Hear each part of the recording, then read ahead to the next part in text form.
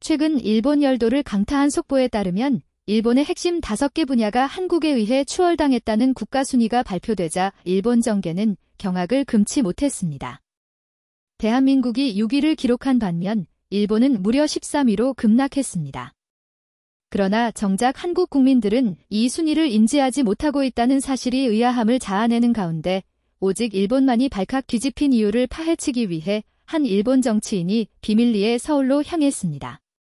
그가 서울에서 목격한 현장은 믿을 수 없는 수준이었으며 한국인들은 이미 일본이 꿈꾸는 미래 시대를 살고 있었다는 충격적인 경험이 지금부터 전개됩니다.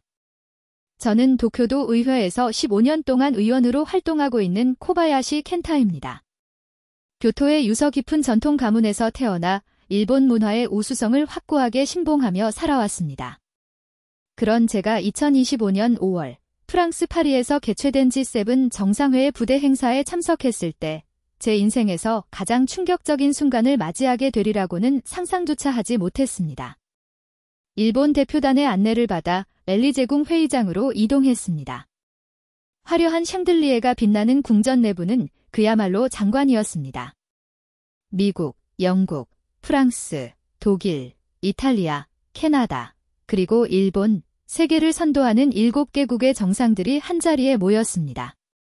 마크롱 프랑스 대통령이 특별 초청 손님을 소개하는 순간 회의장 문이 열렸고 저는 눈을 의심했습니다. 바로 한국 대통령이 입장했기 때문입니다. 옆자리의 동료는 한국은 G7 회원국이 아닌데 왜 여기에 있냐며 작게 중얼거렸고 저 역시 같은 의문을 품었습니다. 그러나 더욱 놀라운 것은 각국 정상들의 반응이었습니다. 바이든 미국 대통령은 자리에서 일어나 악수를 청하며 드디어 오셨군요. 환영합니다라고 말했고 다른 정상들 역시 마치 오랫동안 기다렸던 인물을 맞이하는 듯 했습니다. 슈울츠 독일 총리는 한국의 혁신적인 정책에 대해 듣고 싶었습니다라고 밝혔으며 수낙 영국 총리 또한 특히 인공지능과 배터리 기술 분야에서 한국의 리더십은 정말 인상적입니다라고 동조했습니다. 저는 당황스러움을 감출 수 없었습니다. 일본 총리는 정식으로 인사도 나누지 못한 상황이었으나 모든 참석자의 관심은 오직 한국 대통령에게 집중되었습니다. 한국 대통령은 연단에 올라 미래 기술과 글로벌 리더십을 주제로 완벽한 영어 프레젠테이션을 진행했습니다. 반도체, 배터리, 인공지능, 그리고 문화 콘텐츠에 이르기까지 한국이 어떻게 각 분야에서 세계를 선도하고 있는지 구체적인 수치와 함께 상세히 설명했습니다. 한국은 지난 한 해 동안 배터리 수출로만 150억 달러를 창출했으며 전 세계 전기차의 30% 이상이 한국산 배터리를 사용하고 있다는 발표에 회의장이 술렁였습니다. 각국 정상들은 고개를 끄덕이며 연신 메모를 했습니다. 문화 산업 역시 마찬가지였습니다. 넷플릭스 글로벌 탑10 중 4개가 한국 콘텐츠였으며 한국어를 배우는 외국인의 수가 작년 대비 40% 증가했다는 보고에 엄청난 박수가 터져나왔습니다. 정상들은 한국의 교육 시스템, 그린 에너지 정책, 유럽과의 기술 협력 방안 등에 대해 앞다투어 질문했으며 30분이 넘도록 질의응답이 이어졌습니다. 그동안 일본 총리는 단 한 번도 발언 기회를 얻지 못했습니다. 마침내 일본 총리가 손을 들었을 때 마크롱 대통령은 시계를 보며 시간이 많이 지났네요. 다음 세션으로 넘어가죠 라며 발언을 무시했습니다. 정식 G7 회원국인 일본의 발언이 묵살당했다는 사실에 저는 충격을 받았습니다. 휴식 시간에는 더 충격적인 장면이 연출되었습니다. 각국 정상들은 한국 대통령을 둘러싸고 사진을 찍고 명함을 교환했으며 개별 미팅을 약속했습니다.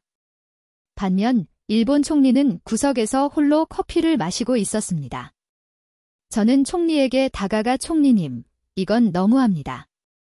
항의하셔야 합니다라고 말했지만 총리는 씁쓸하게 웃으며 코바야시 의원, 이게 현실입니다. 이제 세계는 일본보다 한국에 더 많은 관심을 보이고 있어요 라고 답했습니다. 제가 그럴 리가요?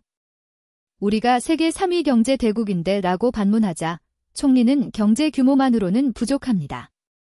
혁신과 미래, 비전이 중요한 시대입니다 라고 단언했습니다.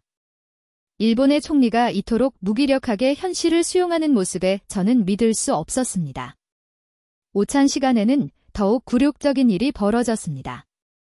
좌석 배치에서 한국 대통령은 마크롱 대통령 바로 옆자리에 앉았고 일본 총리는 테이블 끝자리에 배치되었습니다.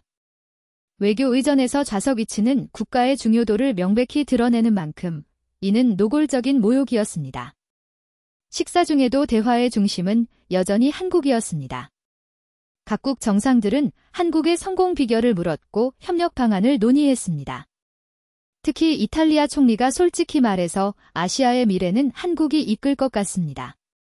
일본은 너무 변화를 거부하고 있어요 라고 발언했을 때 제 가슴은 찔리는 듯 아팠습니다. 제가 참지 못하고 끼어들어 일본은 전통과 품질을 중시합니다. 그것이 우리의 강점입니다 라고 주장하자 캐나다 총리는 고개를 저으며 하지만 시대가 바뀌었습니다. 전통만으로는 생존할 수 없어요. 한국처럼 혁신해야 합니다 라고 반박했습니다. 저는 더 이상 듣고 있을 수 없어 자리를 박차고 밖으로 나왔습니다. 복도에서 숨을 고르는데 한국 대표단의 대화 소리가 들렸습니다. 대통령님 연설 정말 훌륭했습니다. 일본 대표단의 표정 보셨어요? 너무 대놓고 무시하는 건 좀 그렇지 않나요? 어쩔 수 없죠? 이제 국제 무대에서 한국과 일본의 위상이 완전히 바뀌었으니까요. 저는 분노와 굴욕감에 손이 떨렸습니다. 회의를 마치고 파리 공항으로 향하는 차 안에서 뉴스를 확인했습니다. 일본 언론은 침묵했지만 해외 언론은 G7 회의 최고 스타는 한국 대통령, 일본의 존재감 실종, 자시아 리더십 한국으로 이동, 한국 없는 G7은 의미 없다. 회원국 교체 논의 필요 등의 제목으로 난리였습니다. 심지어 일본 누리꾼들조차 부끄럽다. 이게 일본의 현실인가? 한국이 우리를 추월한 지 오래다. 인정하자. 일본 정치인들은 반성해야 한다는 충격적인 반응을 보였습니다. 비행기가 이륙하며 파리의 야경이 멀어질 때 저는 제가 믿어왔던 일본의 위상이 더 이상 존재하지 않는다는 사실을 문득 깨달았지만 그 현실을 절대로 받아들일 수 없었습니다. 도쿄로 돌아온 다음 날 저녁, 집에 들어서자 평소와 다른 긴장감이 감돌았습니다. 거실에는 아내 미카와 딸 아야카가 마주 앉아 있었고 아야카의 표정은 심상치 않았습니다. 도쿄대학 경제학과 3학년인 22살 딸은 단호한 목소리로 아버지, 오셨어요? 드릴 말씀이 있어요 라고 말했습니다. 제가 넥타이를 풀며 소파에 앉아 무슨 일이니? 표정이 심각하구나 라고 묻자 아야카는 저 한국으로 교환학생 가기로 했어요. 서울대학교요 라고 대답했습니다. 순간 제 몸이 굳었습니다. 뭐라고? 지금 무슨 소리를 하는 거니? 이미 합격 통지 받았어요. 다음 학기부터 1년간 서울에서 공부할 거예요. 저는 아내 미카를 쳐다보았고 그녀는 이미 알고 있었다는 듯 고개를 숙이고 있었습니다. 아야카, 도쿄대생이 왜 한국 따위에 가니? 우리가 모든 면에서 앞서는데. 아야카는 한숨을 쉬며 아버지는 정말 아무것도 모르시네요. 이제 서울대가 아시아 최고 대학이에요. 타임즈 세계 대학 순위에서도 도쿄대를 제쳤고요 라고 반박했습니다. 저는 그런 순위는 조작된 거야? 중요한 건 역사와 전통이지라고 일축했지만 딸은 아버지, 제 친구 절반이 한국 기업에 취직하고 싶어 해요. 왜 그런지 아세요? 라고 되물었습니다. 설마. 삼성, LG, 현대의 초봉이 일본 기업보다 30%나 높아요. 더 중요한 건 글로벌 경쟁력이 있다는 거예요. 소니나 파나소닉은 이미 추락했잖아요. 저는 주먹을 불끈 쥐며 그래서? 너도 한국 기업에 들어가겠다는 거니? 라고 물었고 딸은 네. 그럴 생각이에요 라고 단호하게 말했습니다. 말도 안 돼. 넌 일본인이야. 코바야시 가문의 후계자라고. 그 코바야시 가문이 저한테 뭘 해줬나요? 500년 전통, 그게 제 미래를 보장해 주나요? 딸의 반항적인 태도에 화가 치밀어 너는 내 딸이야.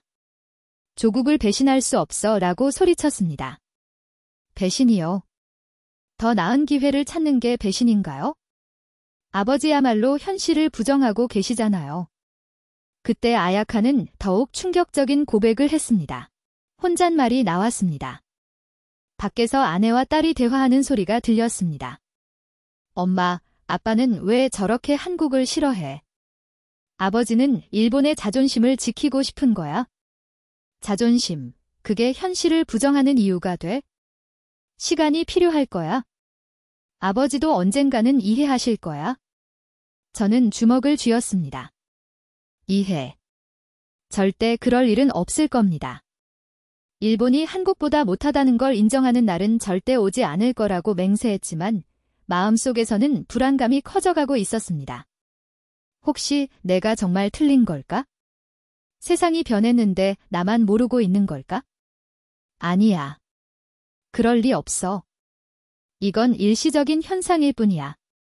곧 모든 게 제자리로 돌아올 거야. 일본은 영원히 아시아의 리더여야만 한다. 일주일 후, 저는 교토로 향하는 신칸센에 올랐습니다. 500년 역사를 자랑하는 화과자, 명가 야마토안의 긴급 이사회에 참석하기 위해서였습니다. 우리 가문이 대대로 후원해온 기업이었습니다. 교토역에 내리자 익숙한 풍경이 펼쳐졌지만 거리 곳곳에 한글 간판이 늘어나 있는 모습이 예전과 달라 보였습니다. 야마토안 본사에 도착하니 이사들의 표정이 어두웠습니다. 스즈키 타로 사장이 깊이 인사했습니다. 코바야시 의원님. 와주셔서 감사합니다. 스즈키 사장. 도대체 무슨 일입니까? 회의실에 앉자 스즈키 사장이 무거운 목소리로 한국의 CJ그룹에서 인수 제안이 들어왔습니다. 라고 말했습니다. 저는 귀를 의심했습니다. 야마토아는 일본 황실에도 납품하는 최고급 화과자 기업입니다. 말도 안 됩니다. 거절하면 되지 않습니까? 그게 상황이 심각합니다. 재무이사가 서류를 펼쳤습니다. 작년 매출이 30% 감소했습니다. 젊은 층은 전통 화과자 대신 한국 디저트를 찾고 있어요. 한국식 마카롱, 크로플, 달고나 등 한국 디저트 카페의 교토의 주요 상권도 밀리고 있다는 충격적인 현실이었습니다. 그래도 500년 전통만으로는 생존할 수 없습니다. 스즈키 사장의 목소리에는 체념이 묻어났습니다. CJ는 우리의 기술로 글로벌 시장 진출을 약속했습니다. 거절하면 3년 내 파산입니다. 그때 비서가 들어와 CJ 대표단이 도착했음을 알렸습니다. 젊은 한국인 3명이 들어왔는데 놀랍게도 리더는 젊은 여성이었습니다. 안녕하세요. CJ 글로벌 전략팀 최수아 이사입니다. 그녀의 완벽한 일본어에 놀랐습니다. 나이는 기껏해야 30대 초반으로 한국은 능력만 있다면 나이 상관없이 중책을 맡긴다는 사실이 일본과는 달랐습니다. 최 이사의 프레젠테이션이 시작되었습니다. 야마토안의 기술은 훌륭합니다. 하지만 마케팅이 구시대적이에요. CJ가 인수하면 3년 내 매출 5배 증가를 보장합니다. 전통은 어떻게 지킬 겁니까? 전통을 지킬 때 혁신을 더하는 거죠. K-팝 스타와 콜라보하면 젊은 층에게 충분히 어필할 수 있습니다. 파리의 150년 베이커리도 방탄소년단과의 콜라보로 기사회생했습니다. 결국 투표가 진행되었고 결과는 찬성 7, 반대 3으로 야마토아는 한국 기업에 매각되기로 결정되었습니다.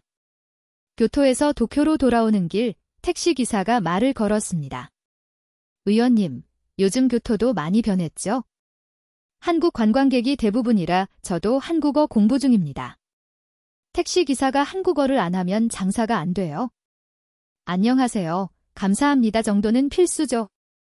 신칸센을 기다리며 뉴스를 확인하자 더 충격적인 소식들이 이어졌습니다. 도요타 시가총액 삼성전자의 역전당함, 닌텐도 한국게임사 넥슨 매출 초월, 소프트뱅크 네이버와 전략적 제휴 발표, 일본 청년 선호 기업 1위 삼성전자.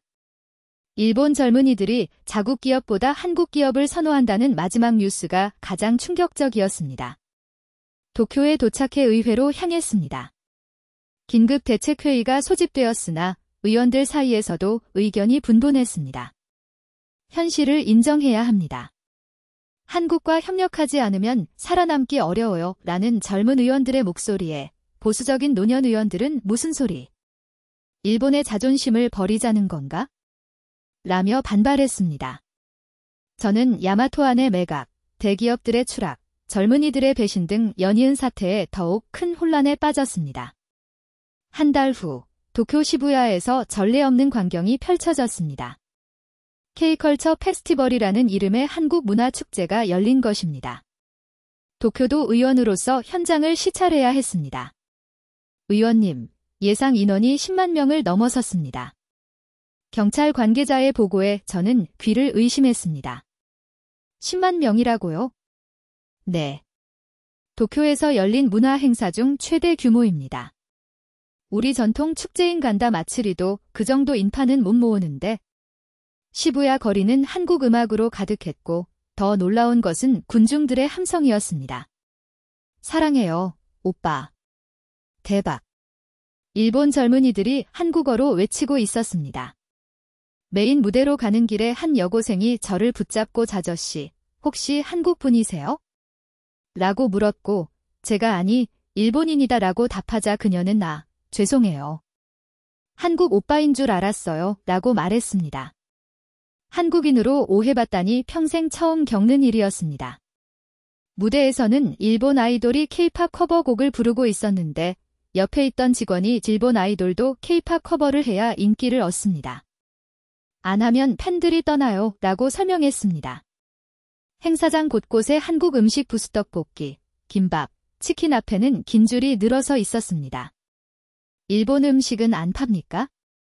젊은 사람들은 한국 음식을 더 좋아해요. 화장품 부스 앞은 수백 명의 일본 여성들로 더욱 심각했는데 왜 이렇게 줄이 깁니까? K-팝 스타 포토카드를 준대요. 그리고 한국 화장품이 품질도 좋고 저렴하거든요. 일본 화장품은 촌스럽다고 안 써요.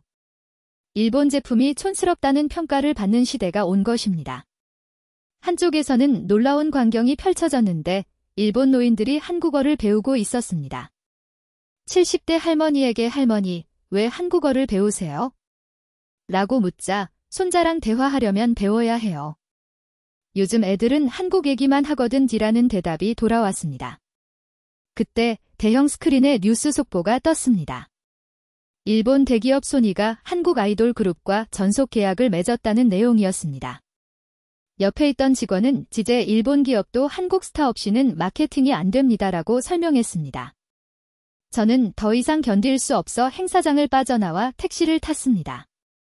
택시 기사까지 자저씨, 재미있으셨어요. 저도 아까 다녀왔는데 정말 대단하더라고요 라며 K-팝에 대해 아는 시대가 된 것입니다. 집으로 돌아오는 길, 거리 풍경이 낯설게 느껴졌습니다. 한글 간판이 늘어났고 젊은이들은 한국 패션을 따라하고 있었습니다. 이게 정말 내가 아는 도쿄가 맞나? 언제 이렇게 변한 걸까? 집에 도착하니 아야카가 거실에서 한국어 공부를 하고 있었습니다. 일주일째 대화도 안 하고 있었지만 저는 아직도 한국 갈 생각이니? 라고 물었습니다. 네. 더 늦기 전에 가야 해요. 왜 그렇게 한국에 가고 싶은 거니? 아야카는 책을 덮고 저를 바라봤습니다. 아버지는 오늘 시부야 가셨죠? 보셨어요. 일본 젊은이들이 얼마나 한국을 좋아하는지 그건 일시적인 유행일 뿐이야. 일시적이라고요? 벌써 10년째 계속되고 있는데? 저는 대답할 수 없었습니다. 아버지, 저는 미래를 보고 가는 거예요. 한국이 미래예요. 그날 밤, 저는 잠을 이룰 수 없었습니다. 파리에서의 굴욕, 딸의 반항, 기업들의 몰락, 그리고 오늘 본 도쿄의 모습. 혹시 정말로 세상이 변한 걸까? 일본이 뒤처진 걸까? 아니야. 분명 착각일 거야. 일본은 여전히 위대한 나라야. 단지 잠시 주춤하고 있을 뿐이야. 하지만 마음속의 불안은 점점 커져만 갔습니다. 며칠 후 뜻밖의 이메일을 받았습니다. 발신자는 김정태, 15년 전 제가 지도했던 한국인 유학생이었는데 지금은 서울대학교 국제정치학과 교수가 되어 있었습니다. 이메일에는 다음 달 서울에서 열리는 동아시아 미래 포럼에 저를 초청하고 싶다는 내용이 담겨 있었습니다. 한국의 변화를 직접 보시면 좋은 연구가 될 것 같습니다. 서울이 이렇게 컸나요? 네. 수도권 인구가 2,500만 명이 넘어요. 그리고 개발 속도가 어마어마하죠. 10년 전과 비교하면 완전히 다른 도시예요. 강남역에서 내렸을 때 압도적인 에너지가 느껴졌습니다. 수많은 사람들이 빠른 걸음으로 움직이고 있었고 거리는 활기로 가득했습니다. 호텔로 가는 택시에서 또 한 번 놀랐습니다. 기사님이 저를 보더니 일본어로 인사를 건넸습니다. 이라차이마세. 아니, 일본어를 하시네요. 요즘은 기본이에요. 일본 손님이 워낙 많아서요. 영어, 중국어도 조금씩 해요. 택시기사에게 서울시에서 무료 교육 프로그램을 운영해요. 안 배우면 경쟁에서 밀리죠. 호텔에 짐을 풀고 다나카 유스케와 함께 명동으로 향했습니다. 일단 서울의 중심가부터 보여드릴게요. 명동에 도착했을 때 저는 할 말을 잃었습니다. 거리는 인산이네였는데 들리는 언어는 한국어보다 외국어가 더 많았습니다. 중국어, 일본어, 영어, 태국어, 베트남어. 여기가 정말 서울입니까? 뉴욕 타임스퀘어 같은데요. 이제 명동은 아시아의 중심이 됐어요. 하루 유동인구가 100만 명이 넘습니다. 화장품 거리를 지나가는데 일본인 관광객 무리가 한국 화장품 가게에서 봉지를 가득 들고 나오는 충격적인 장면을 목격했습니다. 제가 일본어로 말을 걸자 중년 여성 한 분이 신나서 대답했습니다. 네. 한국 화장품이 품질도 좋고 가격도 저렴해요. 일본에서 사면 2배는 비싸거든요. 그래서 한국까지 오신 건가요? 이번이 3번째예요. 이제 도쿄보다 서울이 더 편해요. 쇼핑도 좋고 음식도 맛있고. 일본인이 도쿄보다 서울이 편하다니. 홍대로 이동했습니다. 젊음의 거리답게 활기가 넘쳤고 거리 공연이 곳곳에서 펼쳐졌는데 공연자의 국적이 전 세계에서 온 아티스트들이었습니다. 홍대는 이제 글로벌 문화의 허브가 됐죠. 한 카페에 들어갔는데 벽면에는 각국 언어로 쓴 메시지가 가득했고 일본어가 특히 많았습니다. 서울 최고. 또 올게요.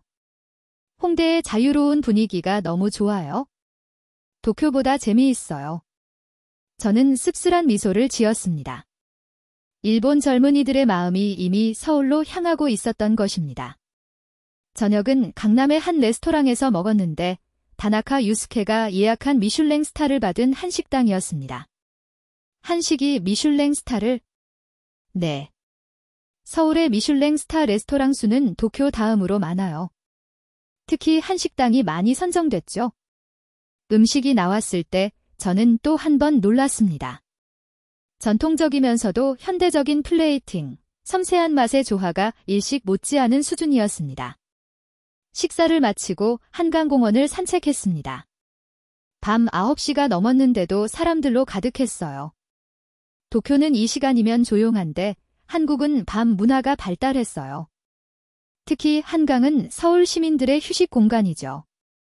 곳곳에서 치킨을 먹는 가족들, 자전거를 타는 연인들, 버스킹을 즐기는 젊은이들의 활기찬 모습이 인상적이었습니다. 호텔로 돌아오는 길 편의점에 들렀는데 계산대 직원이 또 일본어로 인사했습니다. 곤니치와. 여기 직원들도 일본어를 하나요? 네. 외국인 손님이 많아서 기본 회화는 해요. 하루 만에 만난 한국인 중 절반 이상이 일본어를 할 줄 알았습니다. 반면 일본에서 한국어를 하는 사람은 얼마나 될까요? 호텔방에서 창밖을 바라봤습니다. 서울의 야경이 화려하게 빛나고 있었어요. 다음 날은 기업들을 방문합니다. 오늘 하루만으로도 충분히 충격적이었는데 내일은 또 무엇을 보게 될까? 혼잣말을 하며 침대에 누웠습니다. 다음 날 아침, 다나카 유스케와 함께 수원에 있는 삼성 디지털 시티로 향했습니다. 거대한 연구단지가 눈앞에 펼쳐졌을 때 압도감을 느꼈습니다. 여기가 전부 삼성 연구소입니까? 네. 직원만 3만 명이 넘어요. 단일 기업 연구소로는 세계 최대 규모죠. 입구에서 다나카 유스케의 대학 동기인 삼성전자 반도체 부문 수석연구원 강태준 박사를 만났습니다. 안녕하세요. 일본에서 오신 특별한 손님이라고 들었습니다. 엄격한 보안 절차를 거쳐 내부로 들어갔습니다. 강 박사는 이곳에서 일하는 연구원의 30%가 외국인입니다. 특히 일본인이 많아요 라고 설명했습니다. 일본인이 많다고요? 네. 소니, 파나소닉, 도시바 출신들이 대거 이직했습니다. 더 나은 연구 환경과 대우를 찾아서요. 가슴이 아팠습니다. 일본의 인재들이 한국으로 빠져나가고 있었던 것입니다. 반도체 연구동에서는 현재 3나노미터 공정을 양산 중이며 이미 2나노 공정 테스트 단계에 있다는 설명을 들었습니다. 3나노라고요? 일본은 아직 7나노 수준인데 기술 격차가 대략 5년 정도 됩니다. 솔직히 따라잡기 어려울 거예요. 다음은 인공지능 연구소였습니다. 수백 명의 연구원들이 컴퓨터 앞에서 작업 중이었는데 저희가 개발한 AI 칩은 엔비디아 제품보다 전력 효율이 30% 높습니다. 테슬라와 애플이 주요 고객이죠. 정말입니까? 네. 일본 기업들도 저희 칩을 구매하려고 줄 서 있어요. 일본이 한국의 기술에 의존하게 될 날이 오다니 충격적이었습니다. 전시관에서는 홀로그램 디스플레이와 같은 상상을 초월하는 미래 기술들이 전시되어 있었습니다. 일본 기업들은 이런 연구를 안타깝게도 투자 여력이 부족하다고 들었습니다. 연구 개발비를 계속 줄이고 있다고요. 점심은 구내 식당에서 먹었는데 여기서 더 큰 충격을 받았습니다. 강 박사가 한 중년 남성에게 인사를 건네며 야마다-상. 오랜만입니다. 이쪽은 일본에서 오신 손님입니다.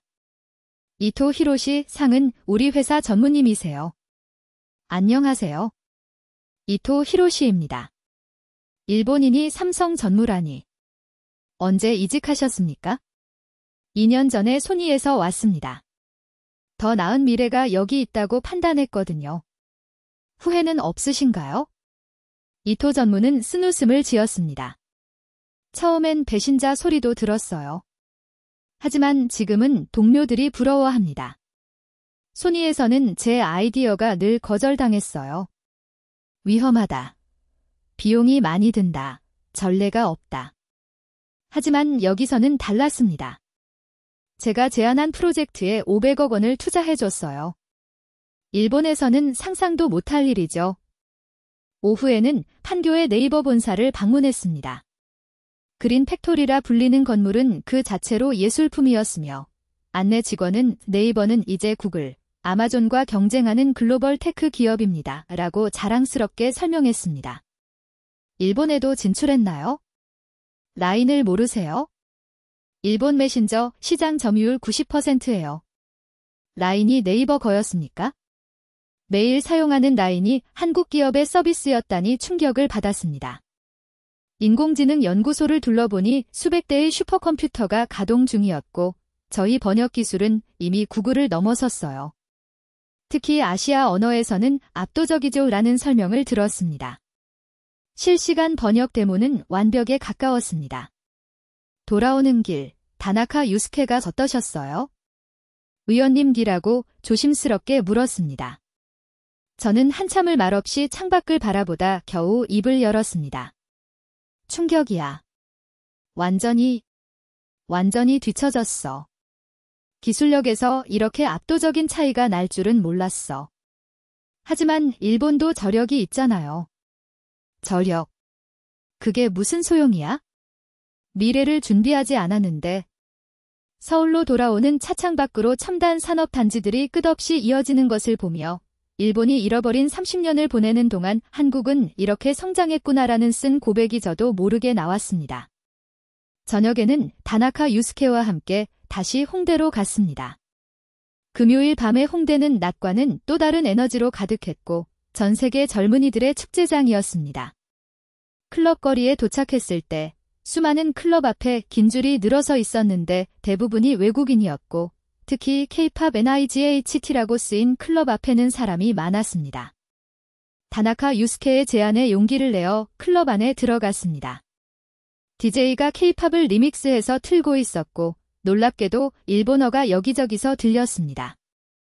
제가 나고야에서 김치 수입업을 하는데 이제 직접 만들어 보려고 배운다고 했습니다.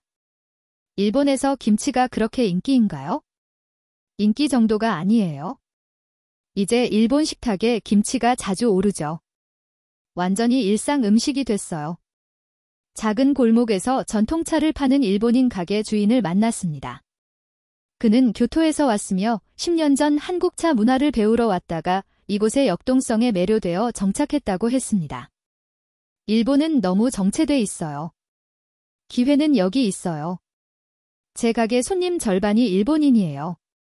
그가 진지한 표정으로 말을 이었습니다. 손님. 제가 10년간 깨달은 게 있어요. 우월감은 발전의 적이라는 거예요. 일본이 정체된 이유가 뭘까요? 스스로 최고라고 믿었기 때문이에요.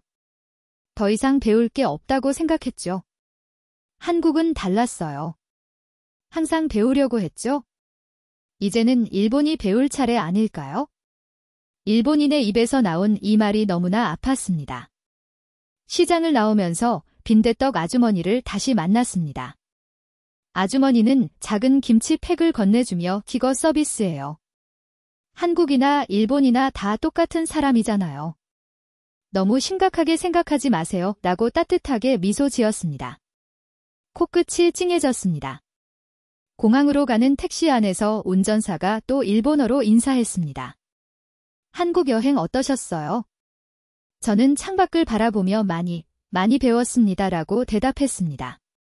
그 순간 제가 지금까지 부정하려 했던 모든 것이 사실이었다는 것을 깨달았습니다. 한국은 정말로 일본을 넘어섰고 그것은 그들이 끊임없이 배우고 변화했기 때문이었습니다. 공항으로 가는 길, 다나카 유스케에게 문자를 보냈습니다. 미안해요.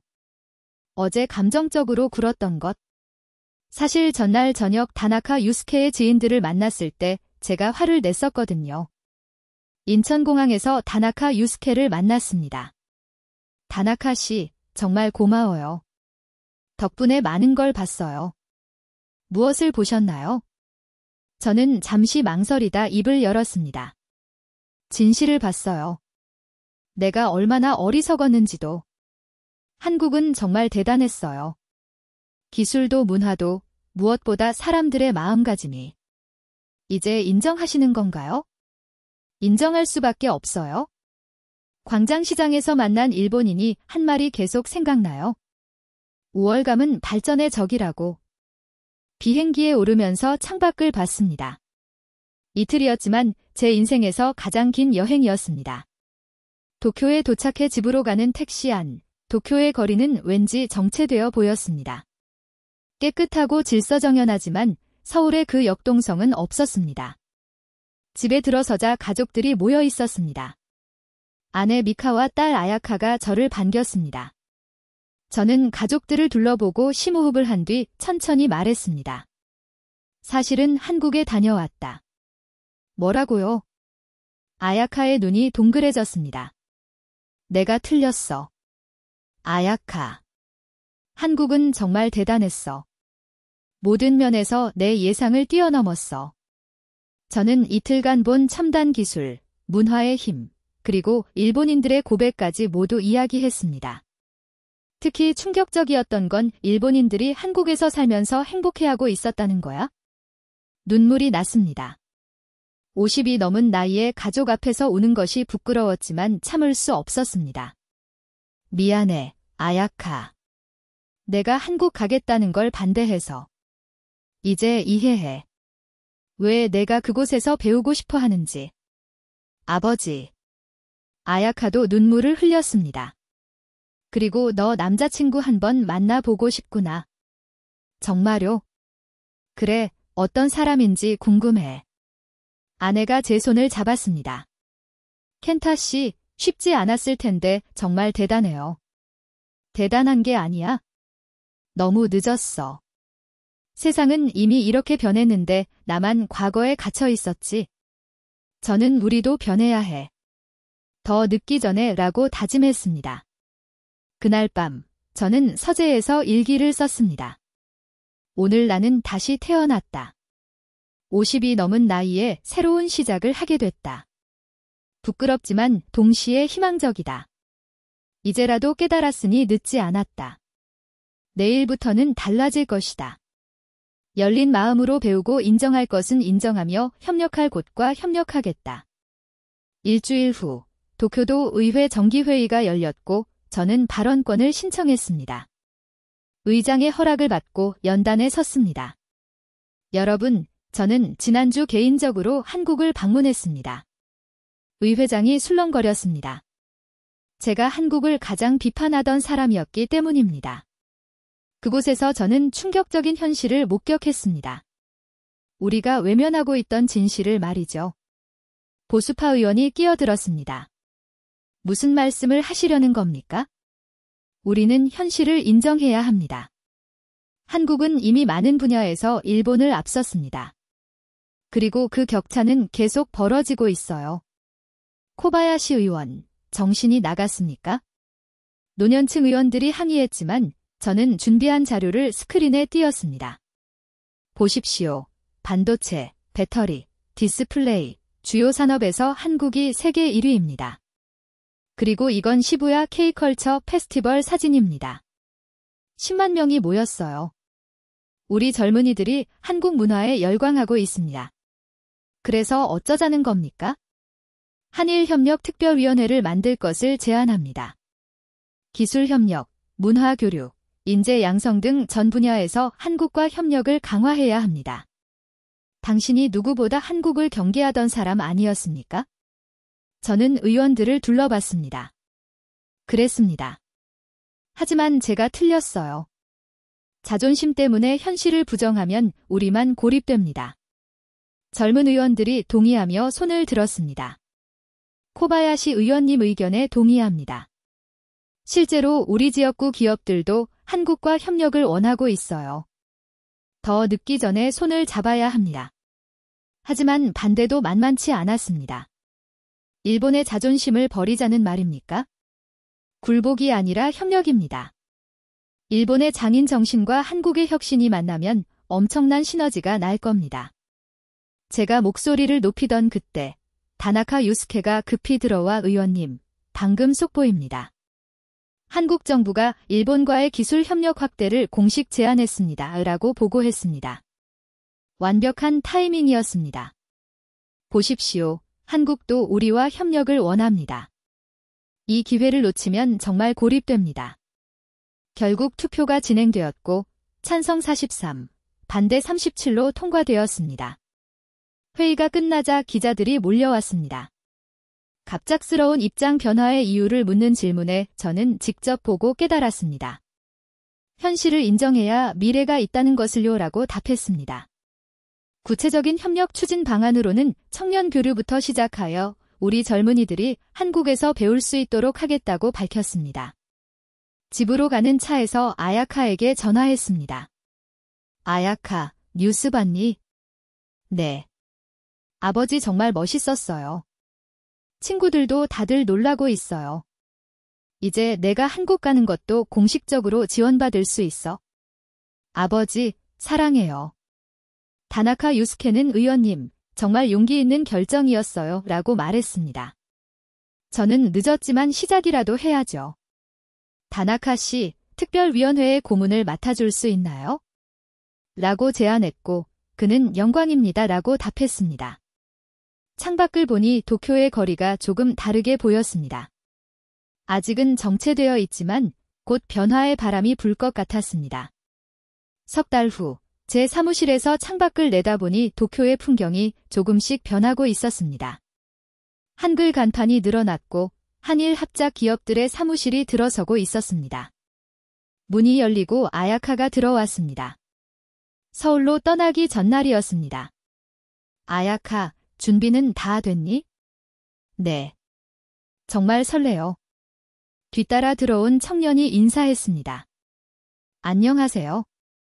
박지훈입니다. 드디어 딸의 남자친구를 만나게 된 것입니다. 어서 오게. 많이 들었네. 우리는 악수를 나눴습니다. 편견 없이 보니 정말 훌륭한 청년이었습니다.